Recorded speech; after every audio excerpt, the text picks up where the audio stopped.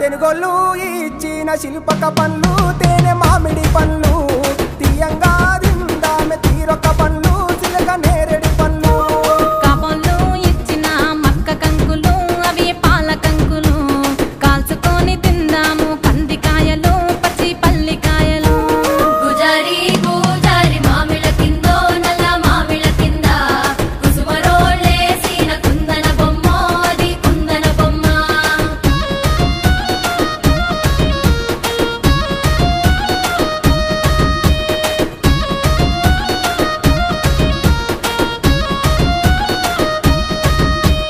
బెస్తోలు పెట్టిన పచ్చి చేపలు అవి వట్టి చేపలు